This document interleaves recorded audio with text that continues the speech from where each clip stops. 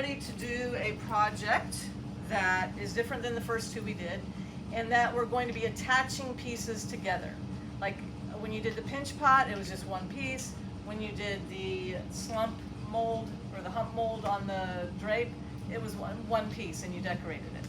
So not so much, we're doing a coil pot, and a coil pot has to be attached. So we're going to talk spiritually for a second about walls.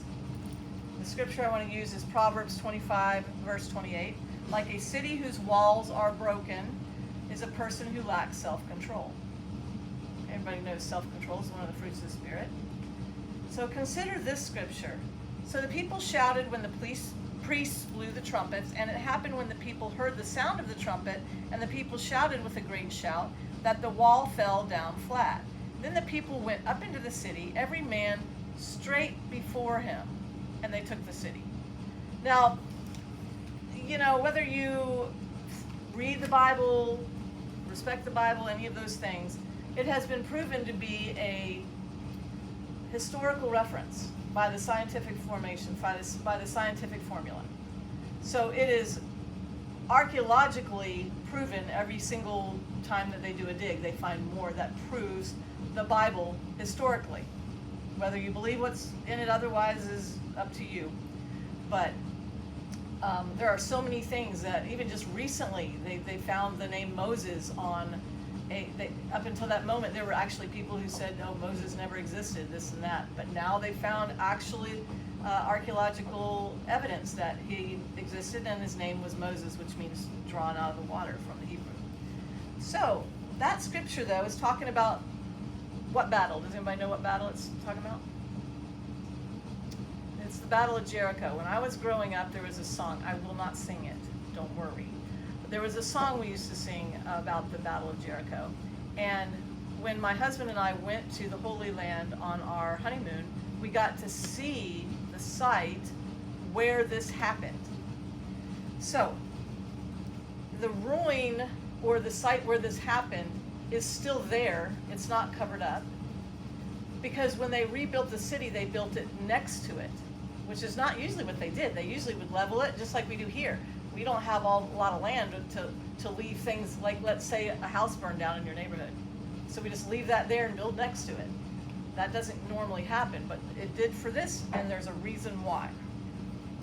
It has stayed in that fallen state because in Joshua 6:26, the word says, then Joshua charged them at that time, saying, cursed be the man who before the Lord, who rises up and builds this city, Jericho. He shall lay its foundation with his firstborn, and with his youngest he shall set up its gates. That's an intense curse. It means basically, if you choose to build over this site, then you'll pay for it with your firstborn. So why, I wonder, was he so adamant about not building over it when that's typically what they did every time is they built over something? Let's see. So in fear of this curse, the new city of Jericho was built next to the original one. The walls of Jericho, the original Jericho, and other cities in Israel were 11 to 13 feet tall and 6 to 12 feet thick. So basically a square. It wasn't like a wall you would think of like this. It was literally a square. Because it was about as tall as it was thick. The walls could not have folded in due to homes being attached to the wall. You remember the story about Rahab, and her home was attached to the side of a wall, and that's when the two spies came in, and she put the scarlet cord on there, and he protected her and her family because she had helped them escape.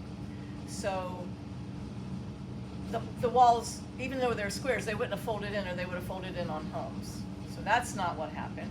So if they had toppled outward, same thing, they wouldn't have been able to, they'd have to like climb over this. It wouldn't make any difference.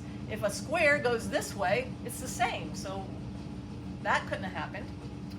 And it couldn't have crumbled either because the rocks would have been so big they would have had to like do rock climbing to get into the city. But yet it says in the scripture, they went straight before them.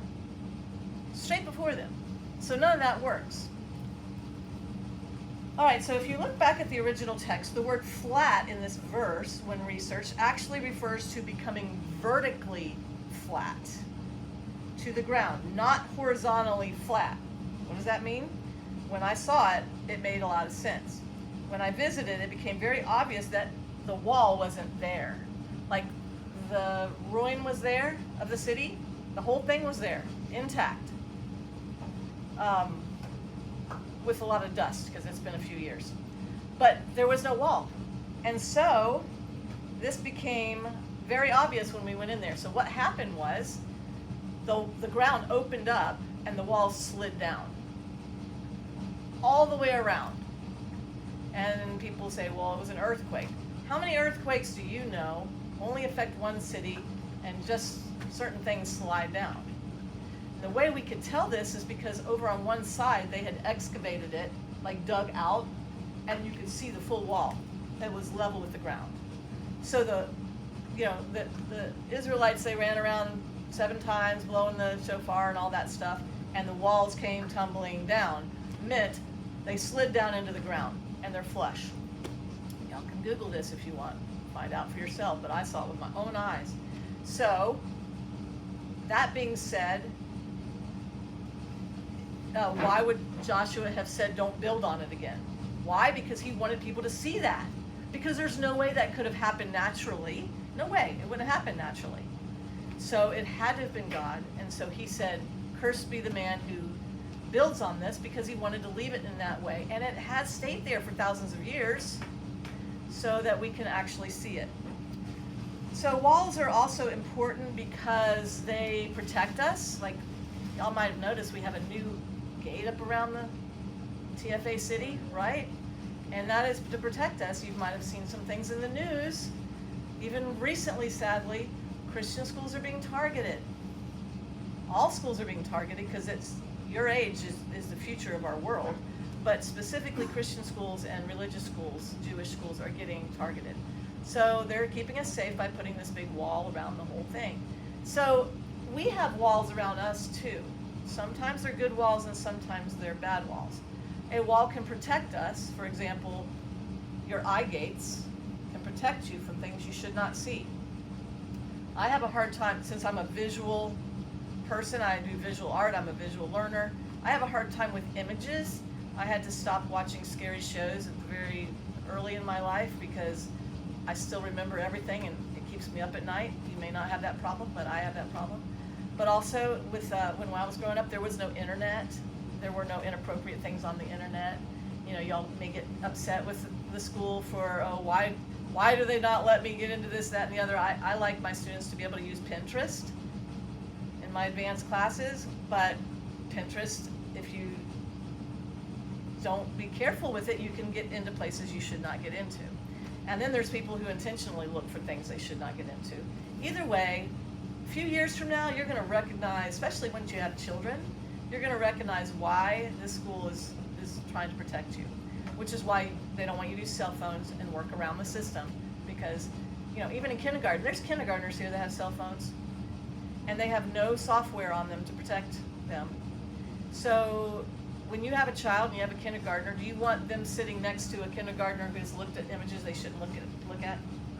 You're not going to want that. Okay, so we have to, walls are good for some things. Also, ear gates. When I was growing up at your age, I listened to the worst possible satanic music that there was. I was a Christian doing this, and it led me on many a wrong path. So guarding your ears from inappropriate lyrics that you might accidentally sing out loud to somebody that you shouldn't be singing it out loud to with the words. My daughter likes Taylor Swift. Well, Taylor Swift, awesome, we love her. Music was beautiful, but now the F word's coming in there a lot. So what are you gonna do when you're out somewhere and you're singing a Taylor Swift song and there's a kid there? You're gonna say bleep? I mean, or you're gonna accidentally say it, whatever. So be careful. Also, your lips are a gate, not eating poison and stuff like that, of course, but also not eating French fries every day. We all wanna do it. We all wanna eat French fries every day, or ice cream, or whatever your thing is. But it's not good for your body. You're building your body. You're growing the body that one day will be my age, and you're going to wish you hadn't eaten all those French fries and But if you eat Haagen-Dazs, Haagen-Dazs actually has all pure ingredients. So if you want to eat good for you ice cream, that's just a tip for you. That's what we're eating these days. It's just got milk and sugar, and that's it. So do that. So on September 11th, which is coming up, right? Today's the 3rd. September 11th, there was an attack on America. Y'all weren't born then, right? 2001, that would make you, okay, so what is the age? I think that you're probably like 2005, 2006 born. What's your birth dates? 2010. Okay, so I'm right. Okay, so fair. So in 2001, I was here, obviously. There was an attack on America when 5 hijacked planes flew into buildings, killed a bunch of people. Really horrible thing.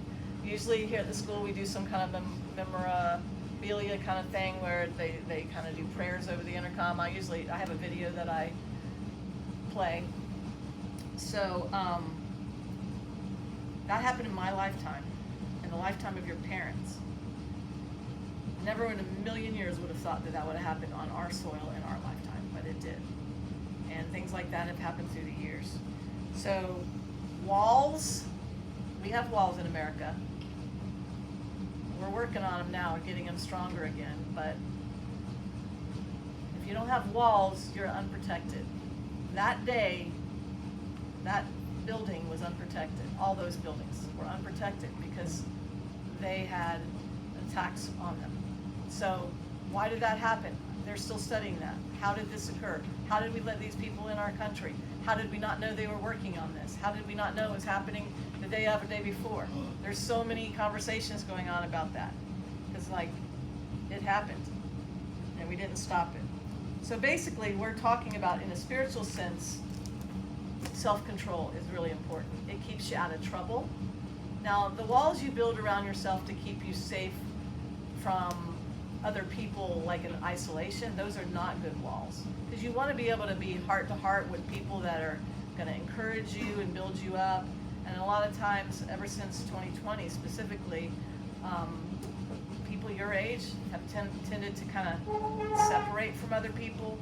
If you're not doing that, great job. If you are doing that, stay in the light, guys, because the suicide rate has skyrocketed after 2020 because of people just kind of moving away from being in groups and having friends and all that.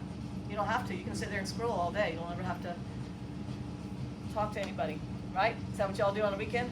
My daughter calls it having a rot day. Like literally she just rots all day. Y'all have rot days? Yeah. Okay, and I would prefer them being called mental health days, because sometimes you just need to do nothing. But stay in the light, guys. All right, so now let me turn off my video because I already got the coil pot of this.